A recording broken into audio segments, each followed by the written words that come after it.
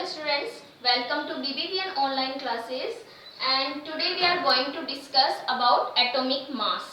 किस तरीके से हम एटॉमिक मास को कैलकुलेट करते हैं। तो एटॉमिक मास को कैलकुलेट करने से पहले हमें पता होना चाहिए कि जो टाइनी पार्टिकल्स होते हैं एटम्स में, जिनसे एटम मिलकर बना हुआ होता है, and these are proton, neutron and electrons.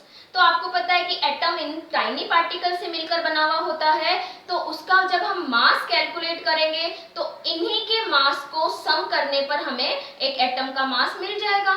ठीक है, तो सबसे पहले तो हम जो एटम के जो पार्टिकल्स होते हैं उनके मास के बारे में बात करते हैं। फॉर एग्जांपल जैसे कि एक एटम है, उसके टाइनी पार्टिकल्स, यहाँ पे मैं पार्टिकल्स के नाम लिख रही हूँ।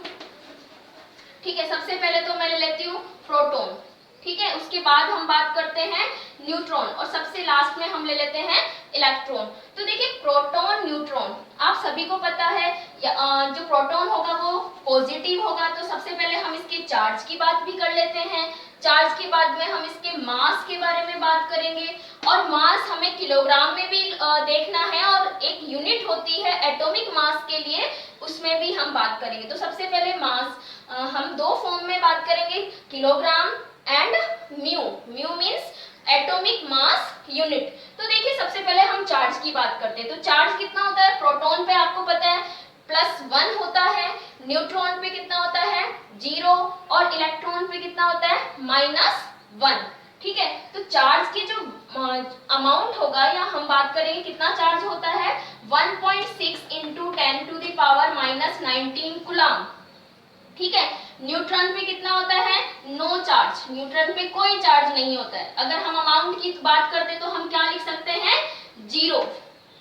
ठीक है, अब इलेक्ट्रॉन की बात करते हैं तो इलेक्ट्रॉन पे भी चार्ज का जो अमाउंट होगा वो सेम होता है प्रोटॉन के ही जितना, 1.6 × 10⁻⁻19 कूलम। बट अगर हम इनके यूनिट के बारे में, यानी जिस तरीके से हम इनको बोलते हैं कि अगर हम इसको जो चार्ज है, चार्ज को हम क्या बोलेंगे, प्रोटॉन पे पॉजिटिव होगा, इलेक्ट्रॉन पे नेगेटिव होगा। तो अगर हम यूनिट की बात करें तो यहाँ पे हम लिख सकते हैं प्रोटॉन को +1 बोलते हैं हम। ठीक है, न्यूट्रॉन पे क्या बोल देते हैं 0 और इलेक्ट्रॉन पे चार्ज बोल देते हैं हम -1। ठीक है, अब हम बात करते हैं मास की।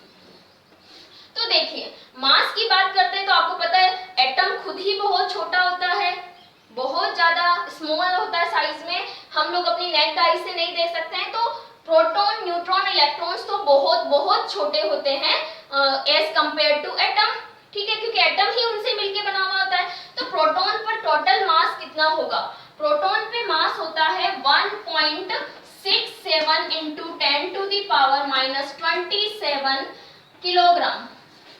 ठीक है, सेम इतना ही लगभग जो मास होगा वो किसका होता है न्यूट्रॉन का। और इलेक्ट्रॉन पे जो मास होता है वो इन दोनों से भी बहुत कम होता है, इज इट इक्वल टू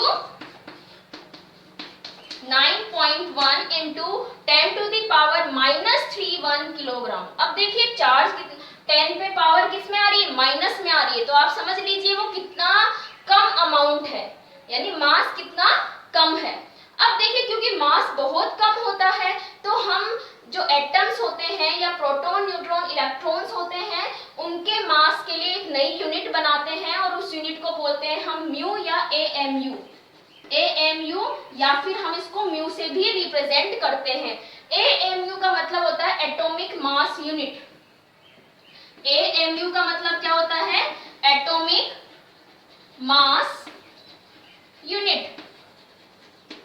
ठीक है, और म्यू को हम बोलते हैं यूनिफाइड मास, यूनिफाइड मास। ठीक है, ये हो गया म्यू। तो इस तरीके से जो एटम्स के जो पार्टिकल्स होते हैं, टाइनी पार्टिकल जिसे एटम्स मिलकर बना हुआ होता है, तो इनके इस मास को 1.67 × 10⁻⁻27 किलोग्राम को अगर हम एएमयू में रिप्रेजेंट करते हैं तो it is about equal to 1 AMU। ठीक है, या किसके इक्वल होता है, अगर हम इसको कैलकुलेट करते हैं तो ये होता है अबाउट टू 7 म्यू। ठीक है, जो अप्रोक्स किसके बराबर है 1 के अप्रॉक्स है। और इसी तरीके से इसको करते हैं तो ये भी किसके इक्वल होता है, हम इसको इस तरीके से रिप्रेजेंट करेंगे, ये किसके इक्वल होगा 1.007, ठीक है, और ये अप्रॉक्स होता है 1 म्यू के। ओके, सेम ऐसे ही न्यूट्रॉन का अप्रोक्सीमेट वैल्यू आता है, इक्वल होता है 1.008 और ये अप्रॉक्स होता है 1 म्यू के, जबकि इलेक्ट्रॉन के लिए क्या होती है वैल्यू 0.00058 जो अप्रॉक्स होता है 0 के। ओके, तो देखिए इस तरीके से हमें ये वैल्यू लेनी होगी किसके लिए, किसी भी एटम का मास कैलकुलेट करने के लिए। तो मास कैलकुलेट करने के लिए हमें प्रोटॉन का लेना है 1, इलेक्ट्रॉन का लेना है 0 और न्यूट्रॉन के लिए लेना है 1। जब हम कैलकुलेट करते हैं किसी एटम का मास, तो ये मास किस में आएगा, एटॉमिक मास यूनिट, यानी इसकी यूनिट क्या होगी AMU। ओके, जैसे कि देखिए मैं एक एग्जांपल ले लेती हूँ। अब हमें सबसे पहले बात करनी है हाइड्रोजन एटम की। तो देखिए हाइड्रोजन एटम आप सभी को पता है, हाइड्रोजन में 1 इलेक्ट्रॉन होता है, 1 प्रोटॉन होता है और न्यूट्रॉन होता है 0। न्यूट्रॉन कितने होते हैं 0, ठीक है। अब आपको पता है कि इसकी जो हाइड्रोजन का एक एटम होता है वो कैसे बना हुआ होगा, एक प्रोटॉन, एक इलेक्ट्रॉन और एक न्यूट्रॉन, 0 न्यूट्रॉन से, यानी हाइड्रोजन का एटम अगर अपन ड्रॉ करते हैं तो कैसे होगा 1 प्रोटॉन 0 न्यूट्रॉन, न्यूट्रॉन नहीं होता है इसमें, और एक इलेक्ट्रॉन। तो अगर मैं यहाँ से 0 को, न्यूट्रॉन को हटा देती हूँ तो ये प्रोटॉन हो, जो ये मैंने स्ट्रक्चर बनाई है वो किसकी होती है, हाइड्रोजन की होती है, ठीक है। अब हमें इसका मास कैलकुलेट करना है, तो मास आप कैसे करोगे, एटॉमिक मास, एटॉमिक मास किसके इक्वल होता है, proton plus neutron plus electron, ठीक है। अब देखिए प्रोटॉन का 1 होता है, न्यूट्रॉन का 1 होता है, जबकि इलेक्ट्रॉन का कितना होता है मास 0 होता है। तो हम यहाँ से क्या कर देंगे, इलेक्ट्रॉन को हटा देंगे, क्योंकि 0 को हम नहीं लिख सकते हैं, क्योंकि अप्रोक्स वैल्यू कितनी होती है इलेक्ट्रॉन के मास की 0, ठीक है। तो एटॉमिक मास कैसे कैलकुलेट करते हैं हम, मास of proton and mass of neutron.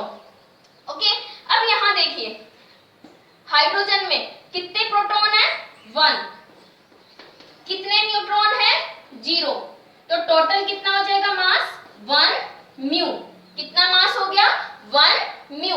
Same ऐसे ही हम बात करते हैं हीलियम की, ठीक है। हीलियम में देखिए आप, हीलियम में 2 प्रोटॉन इलेक्ट्रॉन होते हैं, 2 प्रोटॉन होते हैं और 2 ही क्या होते हैं न्यूट्रॉन होते हैं। अगर हम हीलियम का एटम बनाते हैं तो यहाँ पे मैंने 2 प्रोटॉन लिखा, 2 न्यूट्रॉन लिखे और 2 मैंने क्या बना दिए इलेक्ट्रॉन, तो ये हो गया हीलियम एटम। अब हीलियम एटम का एटॉमिक मास निकालना है हमें, क्या निकालना है एटॉमिक मास। कैसे निकालोगे आप, 2 प्रोटॉन है तो आपको पता है atomic mass equal to P plus N, यानी total mass of proton plus total mass of neutron. तो टोटल प्रोटॉन कितने हैं 2, मास कितना है एक इलेक्ट्रॉन प्रोटॉन का 1, तो कितने हो गए 2, 2 into 1 इक्वल टू 2। कितने न्यूट्रॉन है 2, आपको पता है एक न्यूट्रॉन का 1 होता है तो 2 का कितना होगा 2 होगा, तो 2, तो टोटल कितना हो गया 4 म्यू। तो हीलियम का एटॉमिक मास कितना हो गया 4 म्यू।